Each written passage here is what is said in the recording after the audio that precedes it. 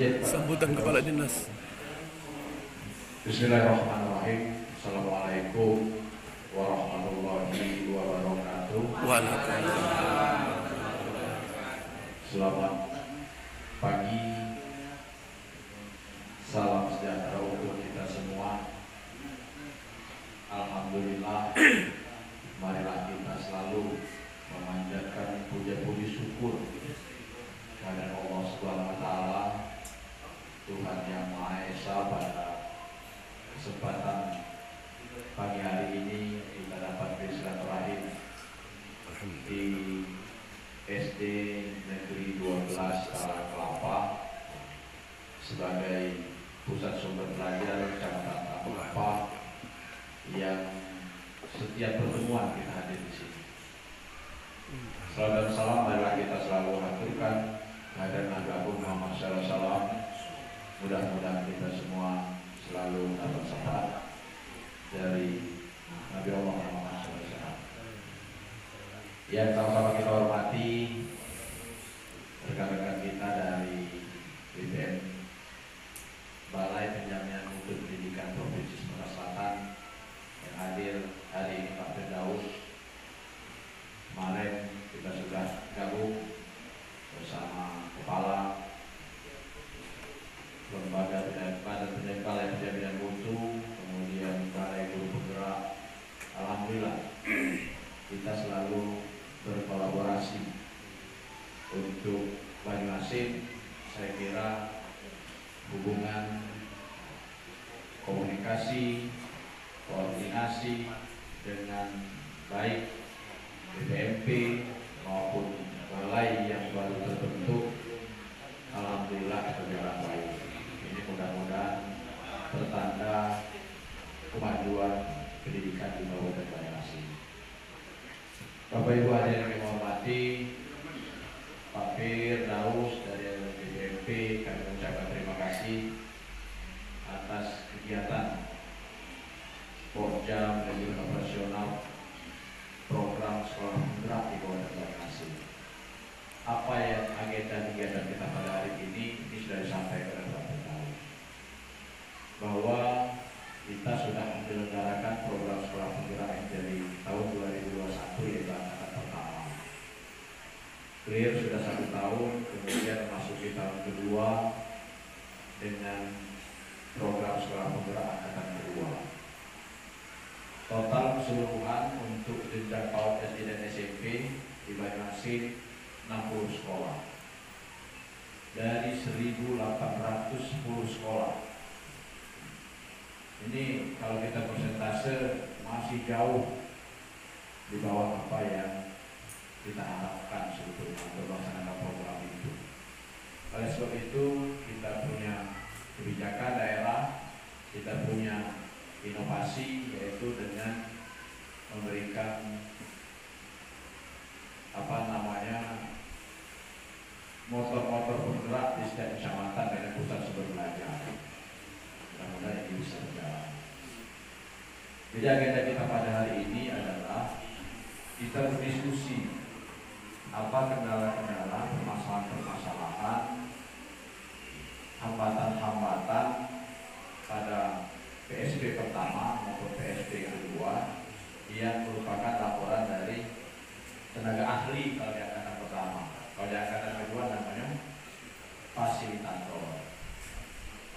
Alhamdulillah juga di Banyuasin fasilitator kita ada 2, ada Pak Pendi dan Pak Arhil, 1 SMP, 1 SD. Ini juga suatu kebanggaan bagi kami, kemudian modal bagi kami dinas pendidikan untuk kami selalu berkomunikasi, berkonsultasi, sehingga mungkin di angkatan kedua hambatan-hambatan bisa langsung kami diskusikan secara non formal, sehingga lebih gampang dalam rangka mencari solusi pemecahan masalah. Tapi di PSP 1 mungkin karena tenaga ahli pendampingnya dari luar dan secara hubungan emosional kita belum terjalin, sehingga kita penyampaian hambatan dan kendala itu secara resmi melalui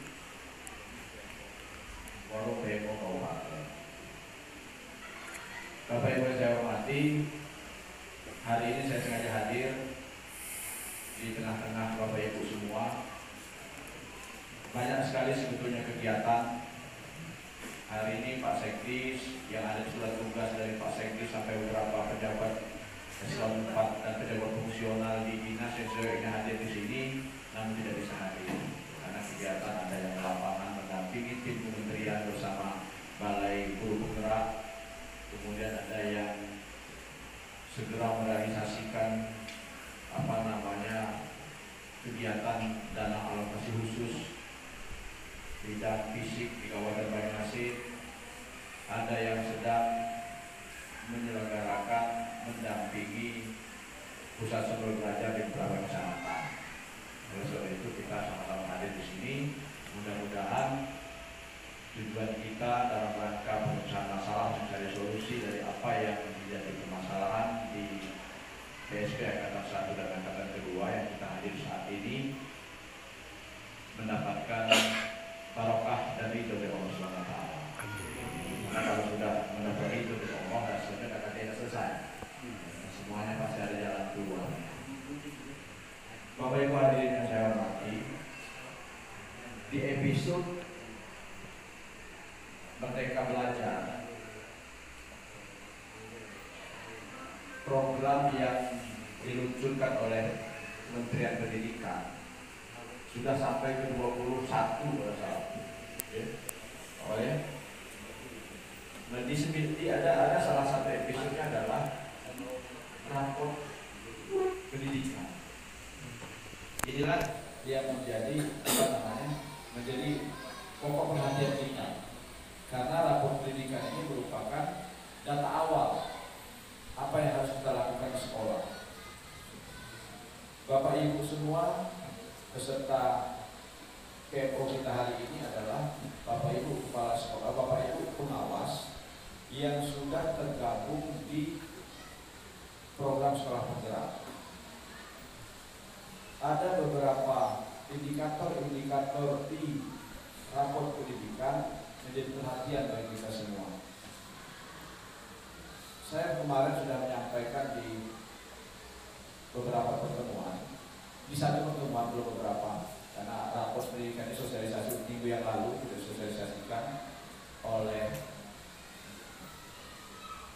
Balai Guru Penggerak. Dua kegiatan berbarengan minggu kemarin, satu di BPM Balai Penjamin Pendidikan di satu tempat di Palembang, kan hadir langsung, ada masalah rapor pendidikan dan IKM yang dihadir oleh Pak Sekdis bersama pengawas Korwas pada saat yang hadir.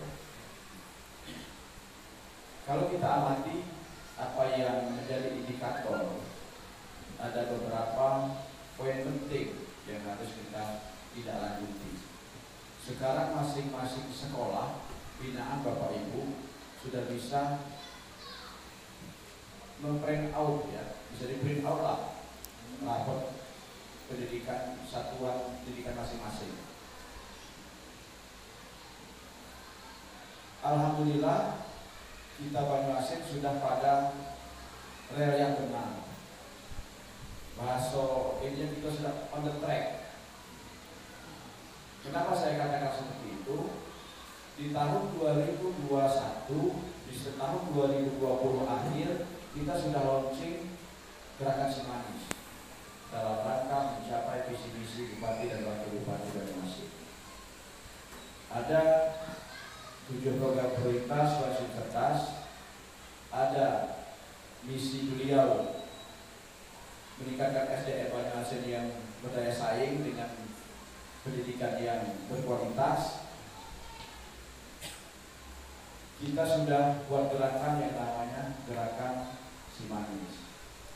Kalau gerakan Simanis ini berjalan, indikator A1 kalau tidak salah di rapor pendidikan itu sudah jalan. Literasi ini sudah jalan pasti. Karena beberapa indikator itu ada di situ. Kemampuan anak untuk literasi itu ada di poin itu. Dan kita sudah berjalan setahun. Tinggal kita perkuat bagaimana pelaksanaan gerakan Simanis di masing-masing satuan pendidikan yang Bapak Ibu bina. kalau sekolah penggerak, kalau Bapak Ibu pengawas yang sudah terlibat di sekolah penggerak tidak begitu perhatian dengan rapor pendidikan di satuan pendidikan masing-masing, saya kira apalagi kawan-kawan yang tidak terlibat di situ. Jadi kita yang ada dalam ruangan ini adalah contoh-contoh pionir-pionir untuk memperbaiki, melakukan langkah-langkah apa terhadap data yang sudah diberikan oleh kementerian, yang data berupa rapor pendidikan. Jadi gerakan kita pertama, gerakan Cimanis. Program kita kedua adalah program pusat sumber belajar. Program pusat sumber belajar ini ada di indikator yang mana? C pada salah. Masalah pembelajaran. Apa D?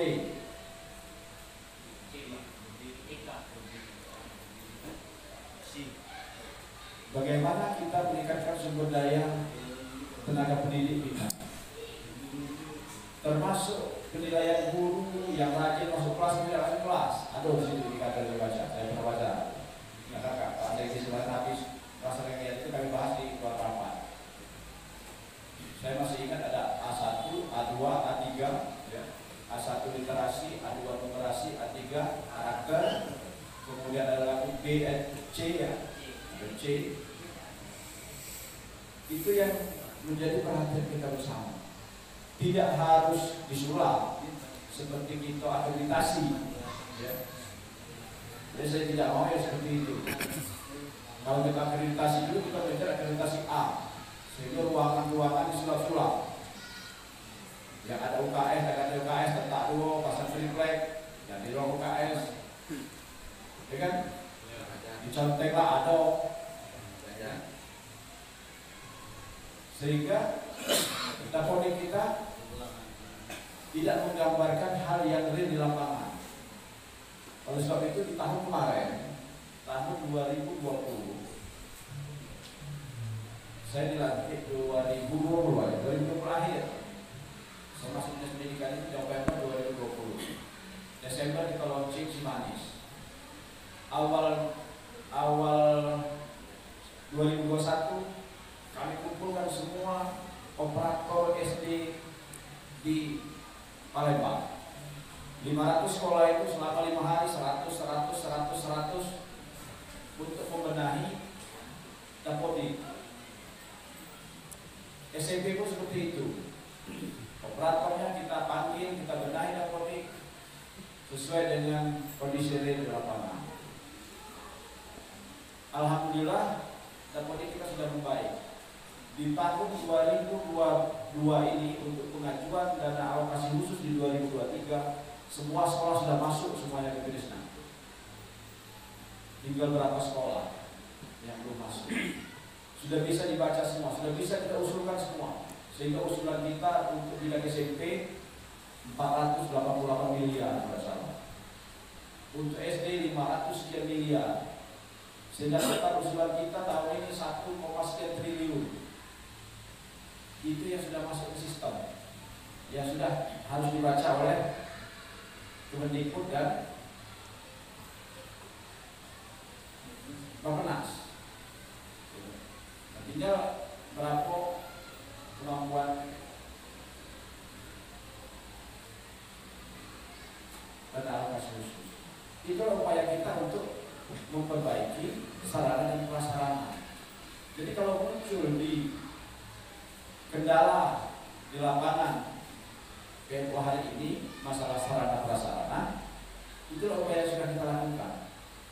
Kita sudah membenahi dapodik, usulan kita sudah sedemikian besar, tapi tergantung. Mudah-mudahan kita di 2022 ini di Provinsi Sumatera Selatan mungkin ranking 2 atau ranking 3 lah untuk alokasi dan alokasi khusus sampai dengan angka 70 miliar. Alhamdulillah. Kalau diambil 10% berarti kita tahun depan 10 miliar, 100 miliar dari usulan. Kalau tahun kemarin kita usulkan 300 miliar.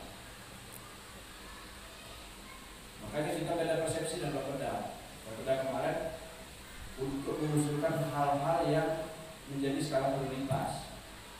Saya sampaikan bahwa usulan kita ini berdasarkan data yang ada di data pokok pendidikan. Bukan kita ngarang-ngarang usulkan itu. Tergantung kebutuhan sekolah. Kalau sekolah kebutuhannya satu ruang kelas rusak, satu ruang kelas harus direhab.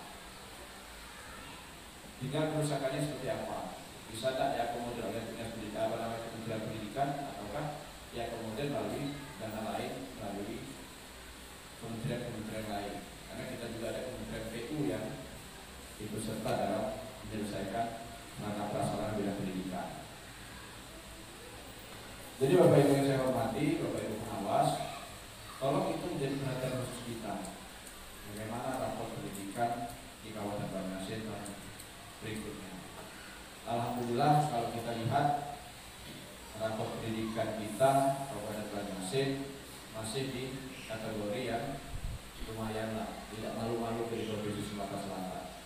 Karena di level provinsi kita masih ada yang di bawah provinsi ini, ada yang di atas provinsi. Gap antar kabupaten kota di provinsi ini saya tidak punya data, tapi kalau data yang dibawa oleh Pak Kepala LPMP kemarin yang disampaikan pada saat beliau sambutan, kita malah ada yang sudah di bawah, di atas rata-rata nasional. Alhamdulillah. Tapi itu bukan satu kebanggaan bagi kita, karena ini adalah kementerian ini memotret data awal, memotret bagaimana kondisi keadaan pendidikan di masing-masing kabupaten kota. Oleh sebab itu ada asesmen tahun kemarin dimulainya. Ada beberapa kategori yang di asesmen. Ada siswa, ada guru. Tahun ini kita asesmen lagi di bulan September ya. September asesmen lagi. Asesmen lagi di bulan September.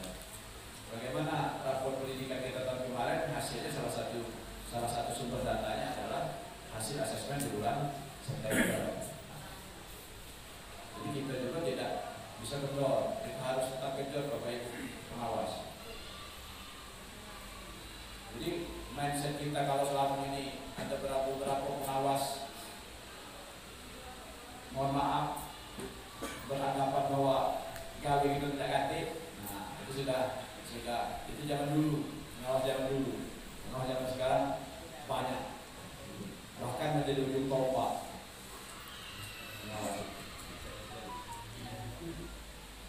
Kita kekurangan pengawas. Kemarin waktu kami audiensi dengan Balai Guru Penggerak, Ibu Horela menyampaikan bahwa ke depan rekrutmen pengawas itu ada di sini. Satu angin segar bagi kita. Karena kita sudah kekurangan pengawas SD. Makanya di apa kemarin yang disampaikan oleh Pak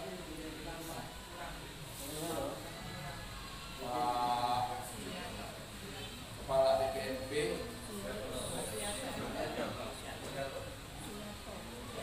Suyanto MAP. Ini yang disampaikan ke saya kemarin. Perbandingan capaian indikator kinerja urusan nasional dan Kabupaten Banjarmasin tahun 2021. Saya bacakan jumlah anak usia 5-6 tahun berpartisipasi dalam pendidikan APS kita 78,13%. Nasional 72,15%. Provinsi 76,75%. Keterangannya di atas capaian nasional. Ada yang saya ingat, yang saya makanya buka data ini, kita bicara masalah pengawas tadi, data pengawas. Data pengawas di sini judulnya nomor 7 di poin 7, rasio pengawas dan pendidik PAUD. Satuan indikator kinerja urusannya persen, nasionalnya 2,80%, provinsi 1,88%, Banjarmasin 0,2%.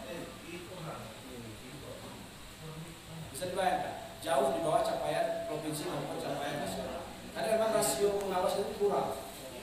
Dan itu kita sudah tahu, kita rasakan sama-sama di Kabupaten Banjarmasin.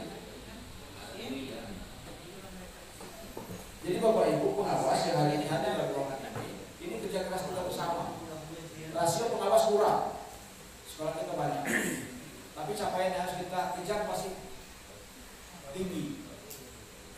Jadi jangan kita, jadi kalau kabupaten kota yang lain mengeluarkan energi 100, berarti kita harus mengeluarkan energi 130.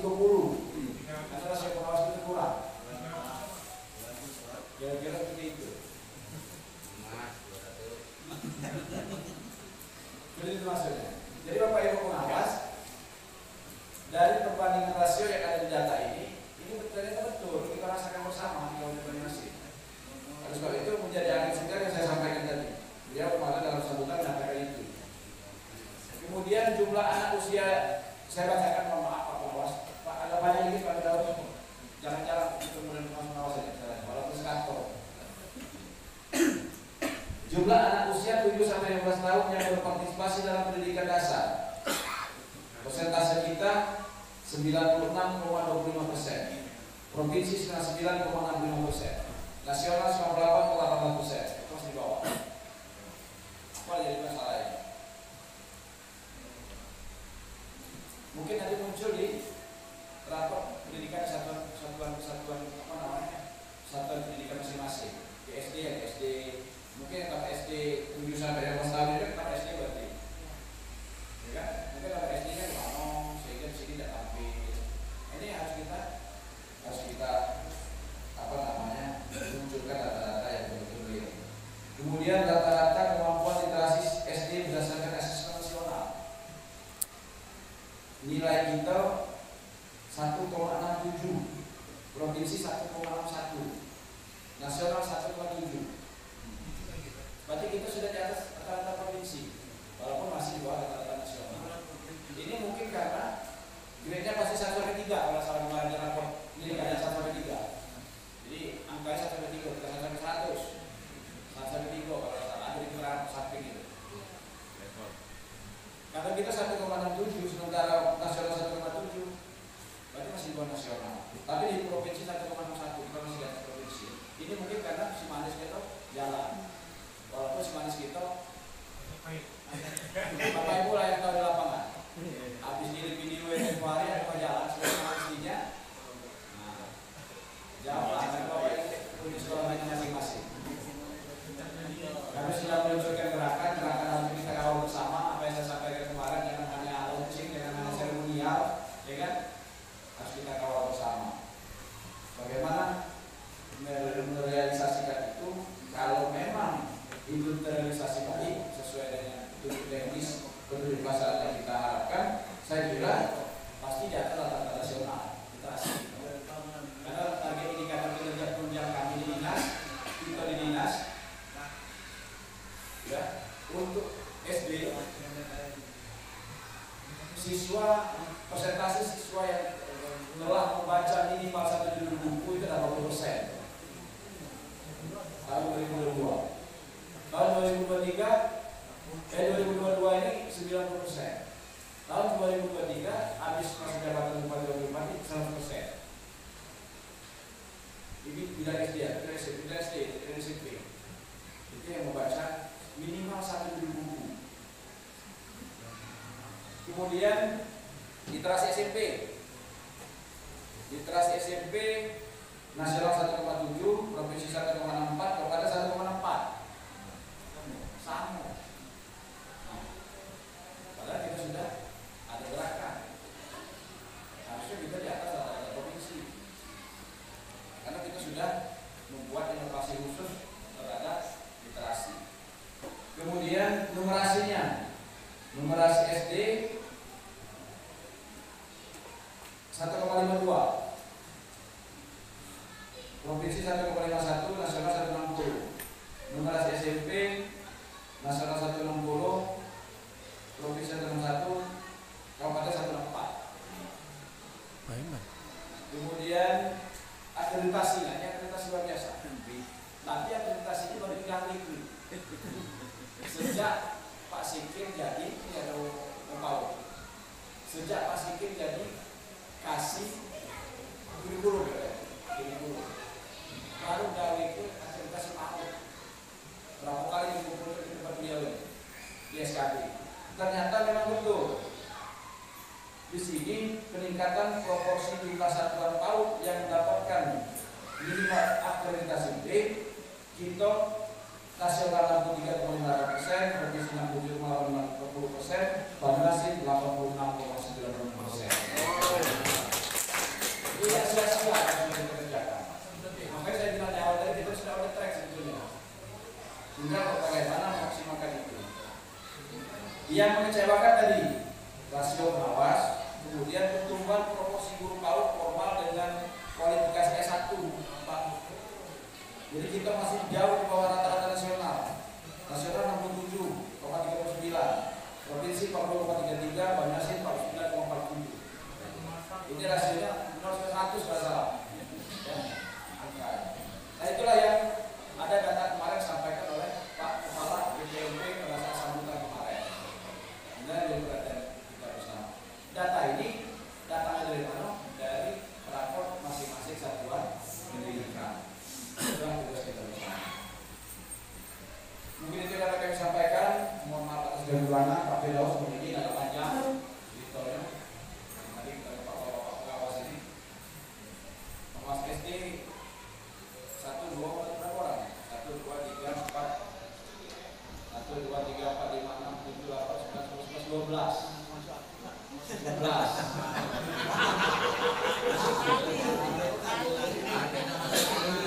Ini pengawas yang mendampingi sekolah penggerak. Nanti sekolah penggerak inilah yang harus memperbaiki rata-rata kabupaten, ya kan? Sekolah penggerak ini harus memperbaiki rata-rata kabupaten. Siap Bapak Ibu ya? Siap. Jadi kita fokus. Tadi sudah saya bayangkan bahwa rasio pengawas ini kurang. Memang secara nasional besar data sudah tergambar.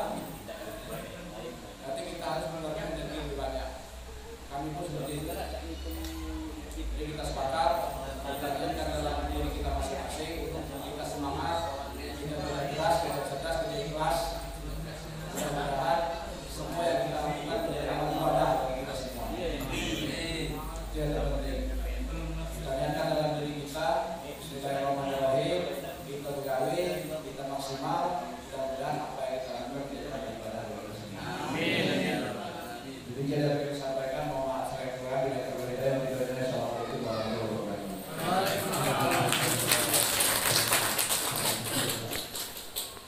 Baiklah Bapak Ibu, kita masuk acara selanjutnya yaitu pembacaan doa yang akan dibacakan oleh Bapak Cikwan. Pada Bapak Cikwan dipersilakan.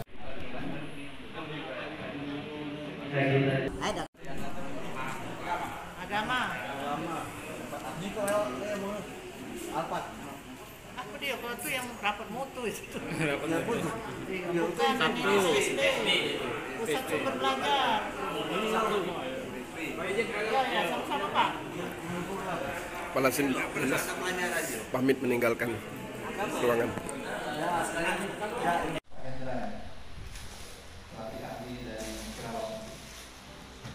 Kita masuk ke itu Bapak izin.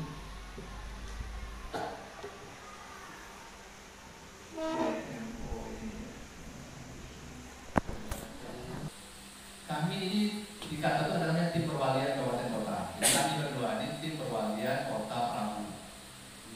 PM di Banyuasin ini didampingi oleh tim perwalian Banyuasin, yaitu Bu Nurma dan Pak Jauhari. Nah, ya, tapi beliau kemana sih Pak Wid? Dua-duanya ini. Nah, 40 laporan, ya, 40 laporan dari setiap pelatihan. Nah, data aslinya ada di Excel. Ya, mungkin bisa di-share nanti ya Pak. Yang Excel ya. Nanti Bapak Ibu materinya akan saya share di link drive. Ini dulu saya tayangkan.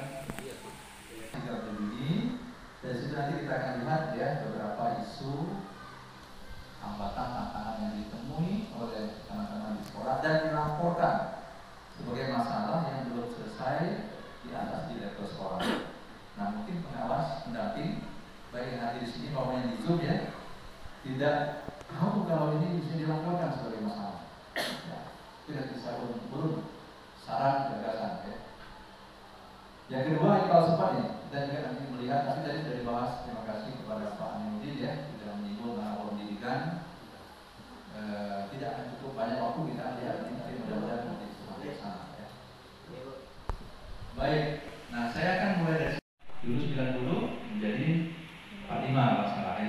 dilaporkan sebagai masalah anggaran oleh pihak ini. Kemudian dana tersedia terbatas sehingga termasuk 4 SD yang belum menerima bantuan Progo. Nah, kemarin di PMU sebelumnya saya tanyakan ya ke pihak dinas awal ya. Ya lalu, nah maksudnya pada aplikasinya. Misalnya kita buka BNN, mau buka modul, saya anggap itu hanya kerikil-kerikil, ya masalah kecil yang masih. Apalagi ini juga beberapa fasilitator juga ikut ya, jadi bisa melihat masalah-masalah yang diangkat oleh teman-teman para pelatihan ini cukup banyak dan beragam di pendamping antara satu. Kita lanjut ke gubernur pemerintah daerah. Ini dampak ini. Nah, ini ada pengawas pendamping ini, Siratus. Ada di sini ya, di provinsi ya. Ya, ada bantuan dana implementasi sekarang di kampus dua banyak tiga. Di sekolah lain ada nggak bantuan dana Pak? Tidak ada ya dari pemerintah daerah. Tapi kebijakan, program, gerakan ada ya. Ya, anggaran dari pemerintah belum ada. Tapi silakan mohon bantu publik kalau ada mungkin rekomend ya Pak Dirjen. Ini saya stop dulu.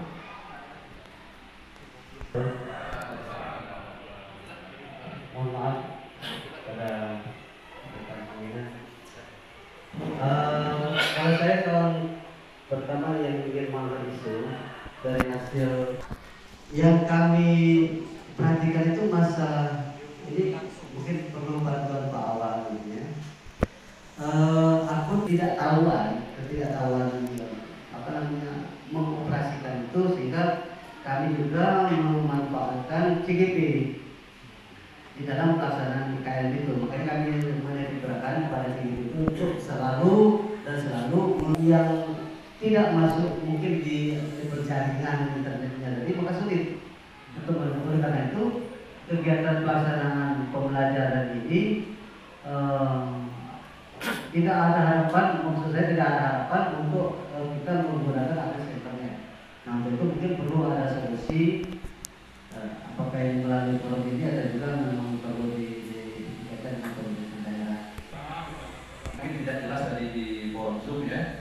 Pertama terkait akun pembelajaran, ada beberapa guru yang belum punya akun pembelajaran, ada yang sudah punya namun belum mengaktifasi akunnya dengan masuk mengganti password dan password baru aktifasi dan seterusnya.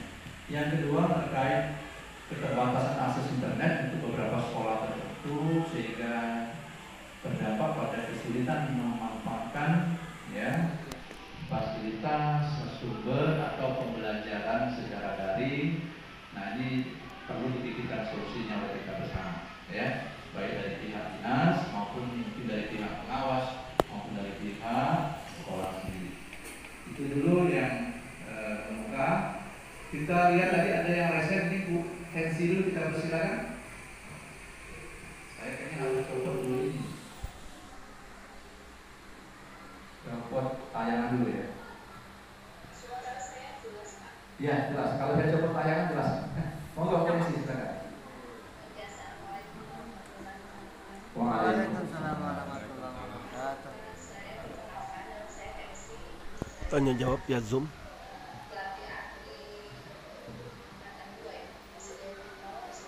Tidak jelas, tapi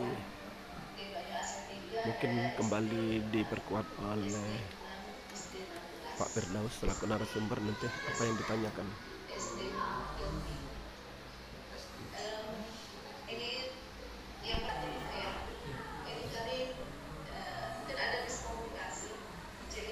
Terima kasih bahan pendampingan bulan pertama, bahan pendampingan bulan kedua. Sini kawan.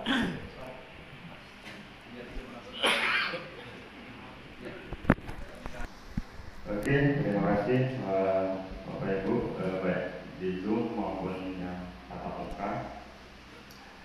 Untuk menanggapi masalah koordinasi,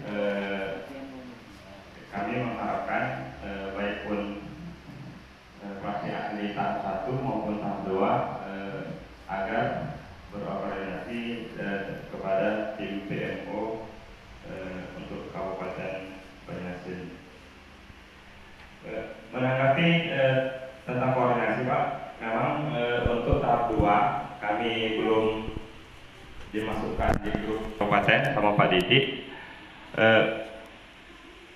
Pelatih ahli tahap 2 minta fasilitasi pertemuan sebenarnya waktu itu, tetapi pas waktu itu kepala dinas punya jadwal PIM di Jakarta selama sebulan kalau nggak salah, jadi tertunda.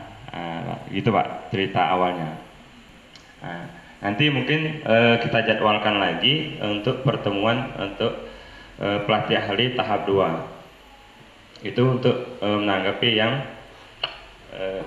koordinasi pelatih ahli tahap 2. Berikutnya untuk menanggapi tentang akun belajar ID.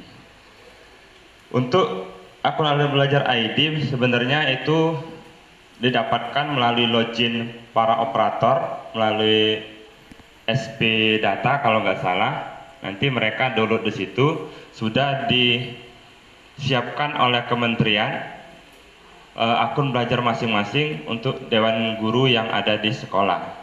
Nah, kita sudah menyurati, buat surat edaran untuk mengaktifasi dan memanfaatkan akun belajar ID itu. Sudah berapa kali Pak? Tetapi untuk masalah pelatihan kita juga memang belum dapat pelatihan waktu itu. Jadi kita bersurat saja. Jadi bahasa katanya sama-sama belajar, itu Pak. Tetapi di situ sudah ada video, ada panduan, tinggal kita manfaatkan akun belajar itu. Asal kita memang benar mau menggunakan.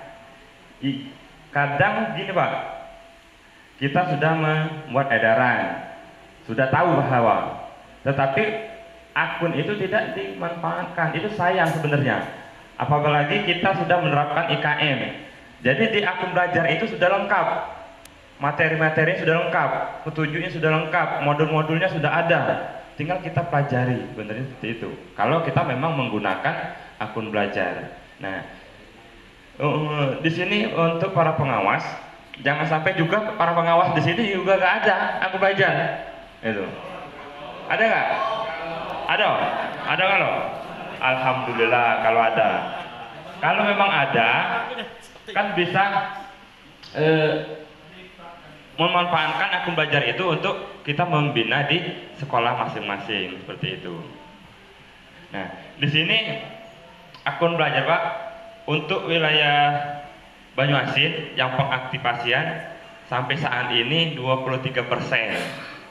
23% itu kalau untuk gurunya alhamdulillah selesai Pak. Nah, 100. Tetapi untuk siswa, ternyata siswa di dalam itu sudah alumni 2 tahun yang lewat Pak. Makanya progresnya kecil. Itu Pak.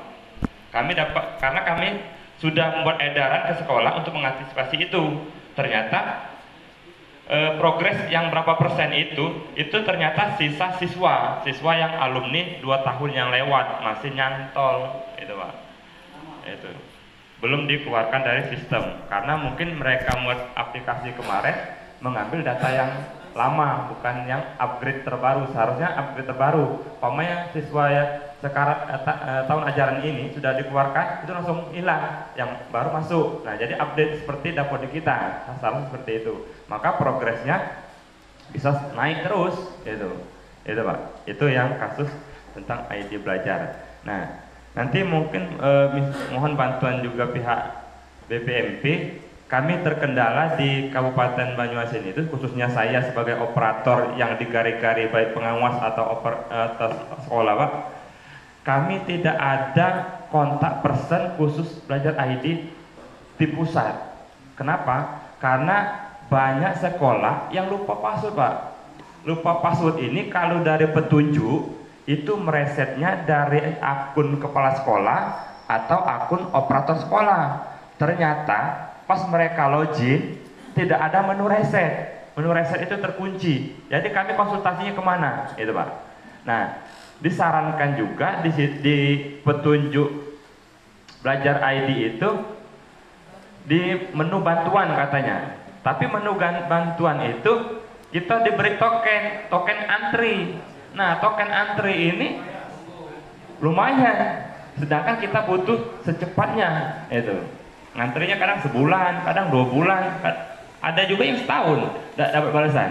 Nah itu Pak, itu solusi yang belum kami dapatkan untuk membantu para dewan guru maupun pengawas terhadap yang lupa password belajar ID, sehingga mereka apabila diperlukan saat itu ya sulit Pak. Tapi kalau kami dikasih fasilitas umpamanya untuk meresetnya umpamanya itu 1 kali 24 jam kami siap Pak melayani. Contohnya saja akun belajar ID. Contohnya saja SIM PKB Pak, itu kami mereset. Jadi konsultasi mereka di lapangan apabila salah password kami siap melayani 1 kali 24 jam itu Pak. Tapi belajar ID ini susah karena tidak tahu Pak. Kadang saya sendiri Pak bekerjanya kadang 24 jam, kadang itu tadi baik pun dari gurunya maupun dari sekolah maupun dari pengawas, kalau meminta reset itu langsung saya balas melalui WA itu langsung.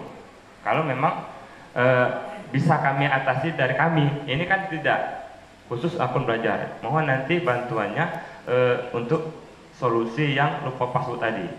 Karena kami sebagai operator kabupaten tidak difasilitasi untuk mereset password sekolah tersebut. Sedangkan operator sekolah dikasih fasilitas mereset, tapi tombol meresetnya tertutup, tidak aktif. Maka mereka kesulitan untuk mereset baik pun dewan-dewan gurunya untuk akun belajar ID tersebut. Mungkin itu Pak, ada lagi ya? Nah, internet ini sebenarnya untuk menangani internet, kalau makanya kemarin-kemarin kita sudah menginstruksikan kepada sekolah, karena kita harus melaksanakan UNBK, mau tidak mau sekolah tersebut harus menyediakan, sebenarnya itu Pak. Maka di situ makanya kami instruksikan bidang persekolahan khususnya bagi yang menangani UNBK itu menginstruksikan supaya sekolah itu mengadakan jaringan internet. Jaringan internet berupa modem. Modemnya itu bukan modem yang biasa, maksudnya modem yang ada penguat sinyal. Penguat sinyalnya harus ini. Kalau modem biasa kalau tidak ada penguat sinyal percuma juga itu. Kalau saya itu kemarin itu beli yang modem internet yang ada penguat sinyal itu ya berkisaran 1,5 atau 2 juta memang. Itu yang langsung penguat. Memang bisa menangkap kuat itu. Tetapi kita lihat dulu posisi sebelum beli tadi, lihat dulu posisi di daerah kita kuat sinyal apa itu. Maka kita beli yang itu. Mengenai ini tentang jaringan, khusus jaringan, kalau kita sudah koordinasi juga dengan Kominfo, memang penguat jaringan itu adanya di kecamatan memang adanya di kecamatan, di pusat kecamatan untuk jaringan internet itu. Tinggal nanti kita koordinasi lagi, bisa nggak pemancarnya itu ditujukan ke sekolah-sekolah. Tinggal itu Pak. Karena memang berat, memang untuk penganggaran melalui kabupaten untuk jaringan internet itu kalau memang mau berdiri tower. Tetapi kita juga bisa bekerja sama dengan pihak PLN Telkom untuk mendirikan tower di sekolah di area kecamatan. Tapi di kecamatan sudah ada Pak, tower itu sudah ada. Tapi tinggal pemancarnya ke posisi pemancaran yang harus kita koordinasikan lagi, itu untuk jaringan internet. Nah, berikutnya tadi ada tentang PTK, kekurangan PTK. Untuk mengantisipasi kekurangan PTK, memang di sekolah itu rata-rata honornya banyak Pak. Nah, untuk tahun ini kita sudah memprioritaskan khusus yang sekolah penggerak, itu sudah kita poskan guru P3K, bakal ngisinya guru P3K. Nah, itu guru P3K nanti untuk tahap ketiga direncanakan mungkin sekitar bulan Oktoberan. Tapi kita sudah mengajukan kuotanya. seluruh yang kekosongan itu sudah kita isi dengan P3K bahkan.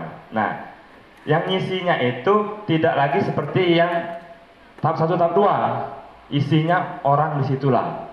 Jadi mereka ujiannya bersaing orang di dalam. Nah, itu pun tidak melakukan CAT, tidak. Dia sistemnya nanti kemungkinan tahap 3 itu observasi. Observasi, ada beberapa tim nanti yang mengobservasi terhadap guru-guru tersebut. Ada dari pihak sekolah, ada pihak dari wali kelas, ada pihak pengawas, ada pihak dari komite, ada pihak dari LPMP mungkin, dari BKD, mungkin ada beberapa kuesioner untuk menilai dewan guru tersebut layak apa tidak diluluskan. Itu untuk di periode tahap 3. Nah, untuk yang kekosongan itu sudah kita isi kekosongan guru-guru tersebut untuk yang mengalami kekurangan. Nah, yang bermasalah nanti mungkin yang bisa kita usulkan P3K itu yang di atas masa kerja 3 tahun. Yang kurang dia tidak bisa ikut, Bu. Untuk tahap 3 tidak bisa ikut ya. Karena kita memprioritaskan memang dari pusatnya nih memang memprioritaskan untuk yang 3 tahun ke atas. Gitu. Karena memang mereka yang pernah mengabdi sudah lama. Nah, yang bermasalah lagi, ini pasti ditemukan di sekolah nanti. Dia mengabdi sudah lama, tetapi tidak S1. Ini yang kita, Bu. Maaf cerita, Bu. Ini kami ambil contoh, pamannya. Tadi Pak ada dari 8 tayang lagu tadi permasalahan. Nah, itu sudah kita isi P3K. Ternyata nanti kemungkinan guru tersebut sedang S1, maka dia tidak bisa ikut. Percuma kita mengasih kuota 3 pamannya. Tapi dia tidak S1, tidak bisa, Bu. Nah, itu yang masalah. Masalah lagi, kita sudah menyediakan, tetapi gurunya tidak bisa. Karena kenapa? Undang-undang dan dosen dan guru itu kan harus S1. Itu, Bu. Nah, harus kejuruan. Ini. Iya. Ini buat masalah. Karena kenapa? Kita tidak merekrut tidak sesuai. Itu. Jadi bukan salah pemerintah, bukan salah pemerintah lagi. Kita yang merekrut yang salah lagi. Itu. Makanya kita dorong kemarin itu seluruh guru yang belum S1 itu kalau bisa ikut UT. Ikut UT dia supaya mereka mendapatkan ijazah S1. Itu. Nah, jadi yang untuk tahap 3 kita sudah sediakan yang kekurangan tadi, insya Allah terisi untuk guru-guru yang mengalami kekosongan. Nah, itu dikhususkan untuk guru yang masa kerja di atas 3 tahun. Itu kalau memang perbandingan antara rombel terhadap guru. Ini kebanyakan Pak, maaf, rombelnya 6, gurunya 8. Kan salah. Itu. Berarti percuma juga dia bertahun-tahun honor kalau antara guru dengan rombel berlebih. Berarti kita selama ini merekrut lebih honor itu. Jadi apabila nanti Bapak Ibu atau pengawas sekolah-sekolah menanyakan itu tadi karena mereka menerima lebih. Jadi mereka tidak bisa ikut P3K karena melebihi kuota. Yang bisa ikut karena memang kuotanya kurang. Rombelnya 8, gurunya ada 6, baru dapat. Kalau rombelnya 6, gurunya 8, ya lebih lah jelas tidak bisa ikut. Gitu. Ya, seharusnya nanti dia melok tahap 4. Kalau memang dibuka tahap 4 itu dia ujian ngikut umum. Jadi dia honor juga bisa, dia honor tapi dia ngikut umum. Tahap 4, rencananya tahap 4 itu diikutkan di tahap 4. Tapi tahap 4 kapannya belum tahu. Yang intinya rencananya tahap 3, itu kita akan dibuka. Nah, itu kotanya baru bisa kita ajukan 1.400-an itu Pak, 1.400-an. Oke. Kalau yang idealnya Pak, kita sebenarnya tidak usah panjang lebar, kita sudah ngerti sebenarnya. Kalau 6 rombel, berarti kan guru kelasnya 6, agamanya 1, enggak? PJOK 1. Nah, kalau memang nak ditambahkan SBK kan sebenarnya tidak butuh Pak, bisa dipakaikan di guru kelas sebenarnya. Kalau tentang SBK, kalau yang mulok-mulok itu Pak, tidak butuh, itu, Pak. Tapi diperhitungkan, yang penting itu tadi, guru kelas, PJOK agama, itu yang harus prioritas. Kepala sekolah psiko, itu yang prioritas untuk dewan guru. Kalau untuk TU-nya oke, TU 1, penjaga sekolah 1, dosen 1. Nah, itulah sudah memenuhi standar itu Pak. Itulah memenuhi standar. Kalau petunjuk penerimaan P3K sudah jelas Pak, harus pendidikannya S1. Nah, yang dipermasalahkan kemarin, kok bisa lulus administrasi? Itu Pak yang dipermasalahkan. Apakah dia ngupload ijazah yang tidak tahu Pak? Karena ini kan dunia maya kalau beda. Maka dinyatakan lulus administrasi. Nah, lulus administrasi saat gugur Pak langsung. Pas administrasi akuntan tadi langsung harusnya gugur. Kok bisa lulus? Nah, yang masalahnya dia lulus administrasi, lalu lulus melotek, lalu lulus dulu. Nah, pas dilantik dapat jawab. Nah, pas dilantik kami sudah konfirmasi BKD, dia disuruh kumpul berkas. Nah, pas dia kumpul berkas itulah baru ketahuan bahwa guru tersebut tidak S1, maka dia berstatus PNS, tidak memenuhi syarat, maka dia gugur, gitu Pak. Nah, nanti apabila dia sudah S1, ya itulah hilang Pak, baca lagi Pak. Iya, lah gugur duluan, gitu Pak. Kalau nak dosut laju kasus Pak panjang maju. Jadi yang permasalahan seperti itu, yang pas dinyatakan lulus, orang minta ijazah Pak. Nah itu Pak, orang minta ijazah bukan yang sedang. Nah itu Pak. Jadi pembuktiannya ijazah. Jadi kami contohkan, guru tersebut sudah tamat bahasa katanya, sudah dinyatakan lulus. Pas untuk administrasi diminta ijazah, dia tidak bisa membuktikan, maka tidak dinyatakan lulus. Nah, ini kasus banyak dialami oleh peserta UT. Kenapa Pak? Banyak kami temukan guru tersebut dinyatakan lulus. Belum tentu Pak tahun ini dia dapat ijazah, belum tentu. Bisa tahun depan. Kenapa? Karena butuh pelantikannya. Itu yang dicari orang. Kalau sedang lulus, sudah lulus, aku baca Pak. Aku bisa mengatakan, Pak, aku sudah lulus. Iya. Bapak udah bisa membuktikan ijazah tadi. Percuma. Jadi yang diperlukan ijazah, dilampirkan ijazah S1-nya apa. Maka dia di situ berstatus PNS, tidak memenuhi syarat, maka dia tidak bisa dilantik. Kemarin tahap 1 kemarin ada 1. Menanggapi yang P3K tadi, memang di juknis penerimaan P3K sudah diatur Pak. Mapel IPS bisa linear ikut SD, IPS bisa linear ke SD.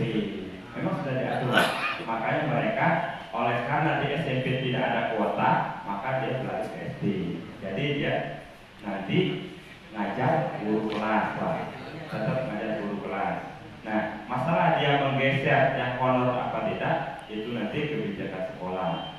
Tetapi yang diprioritaskan intinya Pak, di sekolah itu apabila ada pegawai PNS dan P3K, yang itu yang harus diutamakan. Jangan sampai yang itu kamu sisihkan. Banyak kami temukan yang dua ini disisihkan, yang non PNS yang disuruh ngajar, itu salah. Karena mereka digaji pemerintah, tunjangan per bulan ada. Sedangkan mereka kasih jam ya Assalamualaikum warahmatullahi wabarakatuh.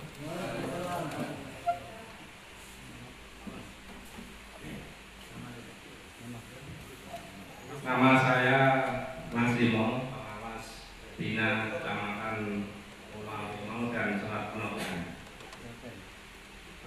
Sekolah binaan saya masuk sekolah penggerak angkatan kedua satu sekolah Pak, yaitu SD AMTC Kecamatan Pulau Lino. Nah, yang ingin saya tanyakan, kepala sekolahnya sekarang ini lulus P3K angkatan kedua. Jadi nantinya bagaimana kalau kepala sekolah SD AMPC statusnya swasta itu nanti diangkat atau ditugaskan di tempat yang baru di sekolah negeri. Jadi masalahnya nanti bagaimana kepala sekolahnya nanti Pak? Kepala sekolahnya sekarang akan lulusnya itu di SD 12 Kecamatan Betung. Itu saja Pak pertanyaan dari saya. Saya ucapkan terima kasih. Wassalamualaikum warahmatullahi wabarakatuh. Pak, yang ini Pak, penanganan ini mohon bantuannya Pak penjelasannya, karena itu permasalahan itu nanti kita laporkan Pak ke pihak kementerian, karena setahu saya ya kalau apabila dia sudah pindah, kalau rekrutmen pertama Pak, ini pendapat saya Pak, rekrutmen pertama itu PSP itu karena kepala sekolah, bukan karena sekolah. Awalnya saya tangkap. Nah, apabila kepala sekolahnya pindah, PSP-nya pindah dia Pak. Itu tangkapan saya. Tapi bahasa yang sebenarnya lain.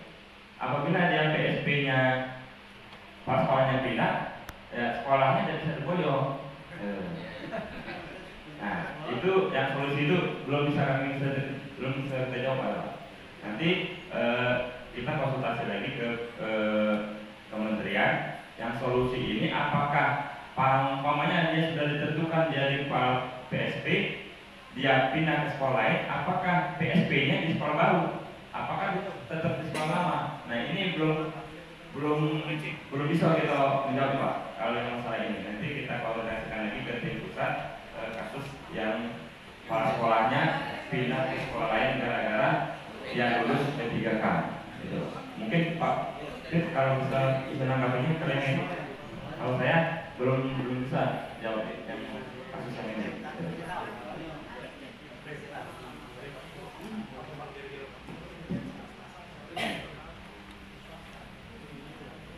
Kalau nggak salah dalam keputusan ini. Yang pertama Presentasi RTL menyikapi tentang laporan dari pelatih ahli sekolah penggerak di beberapa sekolah SD maupun SMP. Jadi kita untuk kegiatannya kita arahkan ke seleksi sertifikat terhadap isu kekurangan guru tadi. Itu kita fokuskan bagi PSP baik angkatan 1 maupun angkatan 2. Sasaran pihak yang dilibatkan ya pastinya Kementerian Pendidikan dan pemerintah kabupaten, karena itu merupakan kebijakan daerah terutama terhadap keuangan di pemerintahan itu. Diperkirakan Oktober. Ya.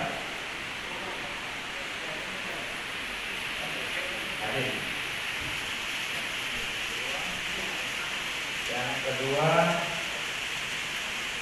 tidak ada kurangnya memiliki sarana IT yang memadai.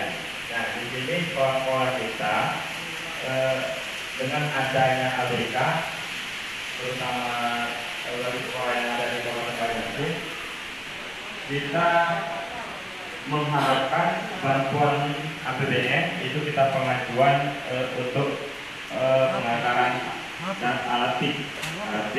Kita tahun ini sudah sekitar 200 sekolah, masih sedikit sebenarnya. Nah, yang kekurangan itu kita tetap kita ajukan nanti, gitu, untuk melalui dana DAP. DAP Pak, DAP dari pusat langsung Pak. Makanya di situ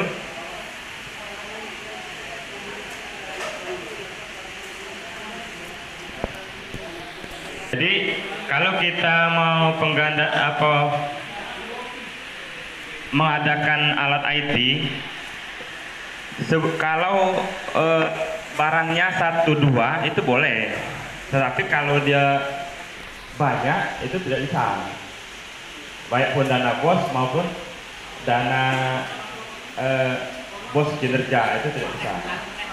Tapi kalau memang sekolah itu ya, makanya kepala sekolah itu kalau bisa itu, kalau kami sebelumnya itu kami sudah menginstruksikan setiap tahun itu kalau bisa 1 setiap tahun itu.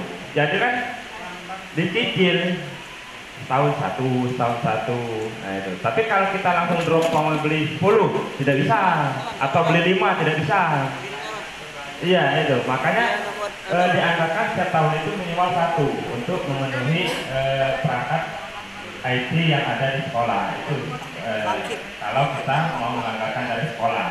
Tapi kalau mau langsung banyak itu kita mengharapkan bantuan dari RPN atau APBD. Gitu. Ya. Kalau perangkat itu Pak mulai November. Kalau anggaran APBN itu istilahnya November Oktober Pak. Oktober November. Kalau kita untuk perangkaran itu, perangkaran di tahun ini juga. Ya kan Pak.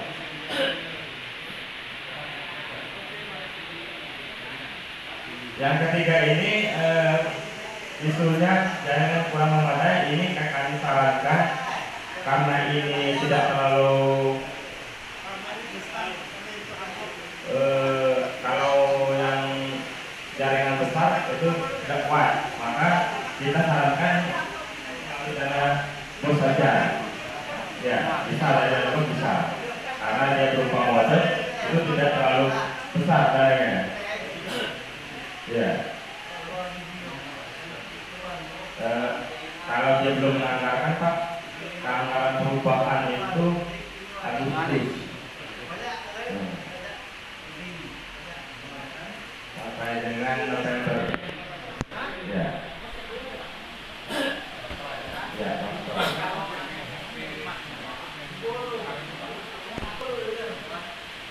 Yang keempat, isunya perangkat aja tidak memadai atas keterbatasan akses terhadap buku. Nah, di sini Pak, oleh karena dewan guru ini atau para guru ini kurang memanfaatkan belajar ID. Tetapi kalau memang mereka menggunakan akun belajar ID, mereka bisa mendownload seluruh modul atau buku atau yang lain lengkap sebenarnya. Tetapi tergantung dengan guru tersebut mau memanfaatkan atau tidak. Nah, tinggal Bapak Ibu sebagai para pengawas mohon dorongan itu kepada seluruh guru-gurunya supaya mereka bisa mengakses buku-buku yang mereka butuhkan. Itu loh Pak. Kalau memang kita memang benar-benar memanfaatkan yang belajar tadi, gitu. Mau buku apa ada lengkap. Gitu. Kalau kita sudah login IKN tadi, di situ sudah lengkap, ada tentang buku, ada modul-modulnya, lengkap. Mohon para pengawas untuk mendorong guru-gurunya untuk memanfaatkan aplikasi tersebut. Untuk kegiatan pertemuan periodik Pokja Manajemen Operasional PMO Program Sekolah Penggerak PSP Kabupaten Banyuasin Provinsi Sumatera Selatan tahun 2022 hari ini, yaitu hari Kamis tanggal 21 Juli 2022 dinyatakan selesai. Ini seluruh peserta bubar. Ya.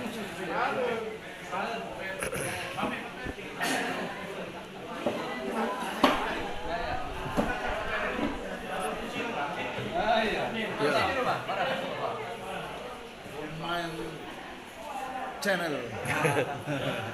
Pak, terima kasih Pak atas materi yang telah disampaikan. Sama-sama. Mudah-mudahan membawa keberkahan bagi Bapak dan bermanfaat bagi kami. Amin. Ya. Sukses untuk Mbak Ya, Yasin ya. kami pamit untuk pulang.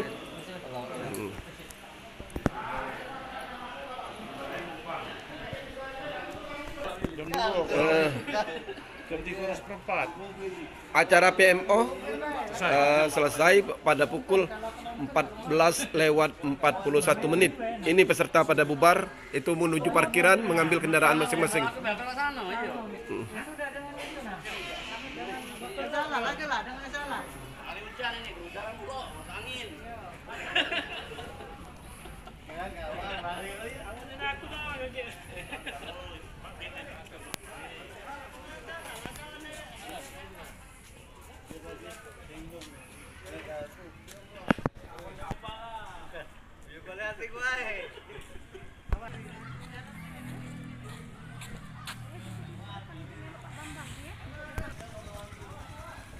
Balik lur. Yuk, hati-hati. Ya, hati-hati Bu Junior. Wow. Tuh ya. Ya, hati-hati ya. Nah ini apa namanya, tuan rumah, kami hari ini berterima kasih kepada keluarga besar SD Negeri 12 Palang Kelapa yang sudah memberi fasilitas untuk ditempati pertemuan PMO program sekolah penggerak.